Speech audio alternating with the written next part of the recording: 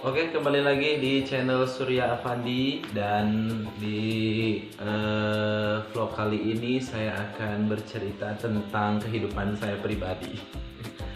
Dimana cerita ini tentang saya pertama jadi penyiar radio, terus jadi penyanyi panggung, dan saya jadi pemasak juga waktu itu. Awalnya sebelum jadi penyiar sama penyanyi itu saya jadi pemasak dulu. Jadi pemasak itu pastinya jadi koki, ya kan? Dan koki itu sangat ribet sekali. Pokoknya mah perjuangannya luar biasa dah ya. Sama halnya dengan jadi penyanyi dan juga dengan jadi penyiar radio. Tapi kalau masalah masakan kan tidak menggunakan banget dengan otak gitu, tapi lebih ke tenaga, karena kan goyangannya dari kuali dan sebagainya itu sangat ribet sekali. Apalagi kalau waktu saya kerja di situ di salah satu restoran di Bekasi, itu sangat sulit sekali untuk yang namanya menyiapkan menu-menu istimewanya. Luar biasa, itu sangat butuh ekstra hati-hati dan ketelitian lah seperti itu. Oke, itu saya tidak akan menceritakan tentang itu karena itu masa lalu. Tapi yang saya akan ceritakan adalah tentang saya, bagaimana banyak yang bertanya sama saya tentang Bang Surya bisa jadi penyiar radio seperti apa awalnya dan bisa menjadi penyanyi panggung seperti apa awalnya. Kalau jadi penyanyi panggung itu saya berjuang sendiri tanpa dukungan orang tua. Karena orang tua saya juga nggak ngerti kenapa saya bisa hafal lagu dan sebagainya. Dia nggak tahu apa-apa. Taunya orang tua itu saya sudah ada di panggung gitu. Tapi mungkin itu salah satu doa dari orang tua juga, dan perjuangan saya benar-benar gitu. Karena saya orangnya tidak peduli omongan orang, dan saya gigih untuk masa depan saya sendiri gitu ya kan.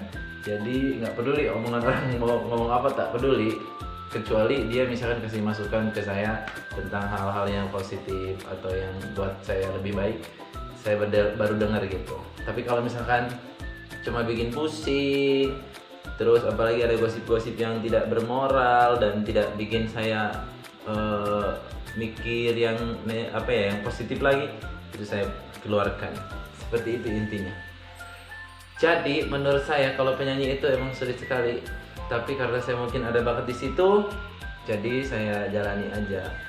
Apalagi kan kalau dunia panggung itu harus benar-benar ekstra hafal lagu, dan ekstra harus benar-benar jadi benar-benar seorang artis yang tidak peduli dengan ocehan orang, yang tidak peduli dengan gunjingan orang, yang tidak peduli dengan orang banyak, ya kan? Karena kan kita ditantang dengan tidak boleh malu dan tidak boleh malu-maluin.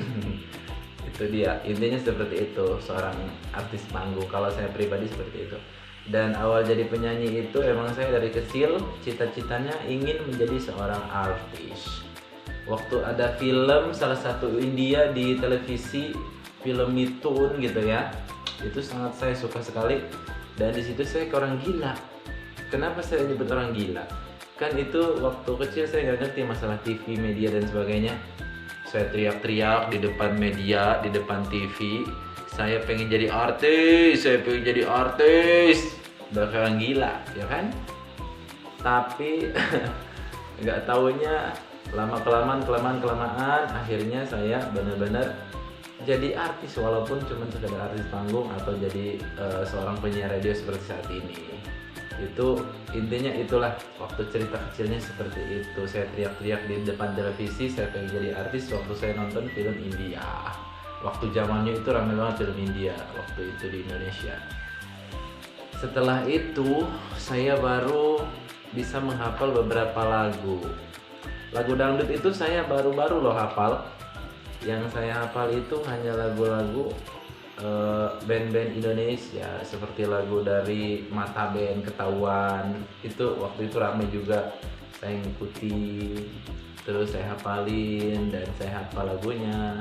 Tapi kalau dangdut nggak taunya ada masuk di otak semua itu tiba-tiba, secara tidak langsung. Ya udah, pokoknya sampai sekarang alhamdulillah sekarang sudah kesana sudah kesana kemari dan kemana-mana, pokoknya itulah dia ceritanya ya. Nah, kalau jadi penyiar radio itu awal jadi penyiar radio saya emang jadi pendengar dulu. Jadi saya juga pendengar radio dulu, fans lah intinya. Waktu itu ada di radio di kawasan Kopomaja Serang sana. Saya jadi pendengar radio waktu saya masih di rumah dan saya masih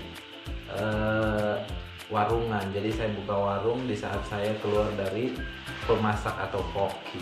Saya buka warung di situ dan saya dengar radio karena bapak saya sering dengar radio. Jadi saya ngikutin untuk mendengarkan radio. Terus nemulah frekuensi itu dari yang di Serang.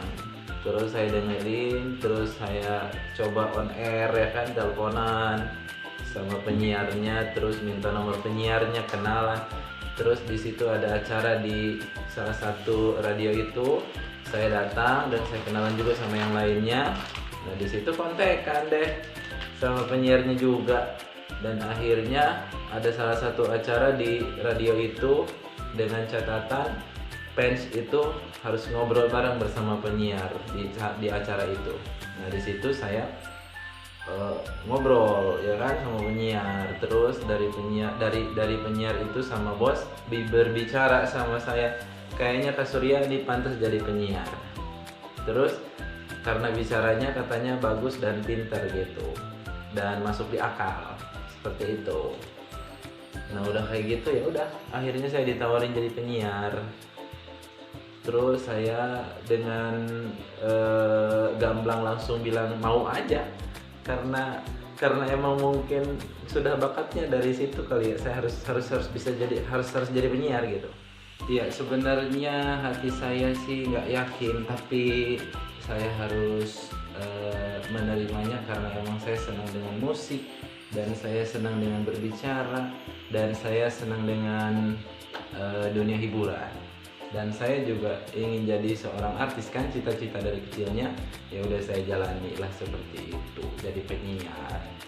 Dan akhirnya ya sampai sekarang penyiaran terus. Dari penyiaran yang saya awal di Kopo Serang 2 tahun, terus saya penyiaran ke radio-radio yang lain di Banten ini, sampai udah berapa radio saya jalani. Itu sangat luar biasa perjuangannya, gosipnya dan sebagainya, banyak sekali lah problema. Tapi saya nggak peduli karena saya bukan cuma untuk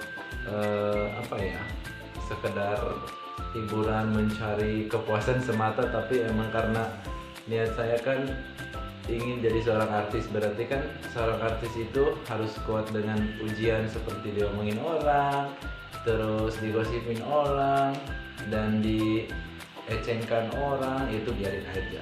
Karena kan artis kalau tanpa itu kayaknya dia nggak bakalan booming dan meledak ya kan. Karena kan ocehan mereka itu adalah doa bagi saya, kalau menurut saya begitu. Biar saya ini lebih ke depannya maju gitu. Oke, itu cerita saya dari awal karir di pemasak sampai jadi penyiar radio dan penyanyi panggung. Sebenarnya masih banyak untuk diceritakan, tapi ya saya singkat aja sih. Yang jelas, terima kasih sudah menonton untuk video vlog kali ini, khusus pribadi Surya Pandi dari pemasak, penyiar, dan juga penyanyi panggung. Terima kasih sudah menonton. Jangan lupa subscribe ya, karena subscribe itu gratis, oke? Pokoknya subscribe terus channel Surya Pandi, dan semoga dengan channel ini bisa menghibur kalian semuanya, dari cover lagu-lagu Surya, terus juga cerita-cerita tentang Surya kemana-kemana nanti saya akan ceritakan di channel saya ini. Oke, terima kasih sudah menonton dan dadah.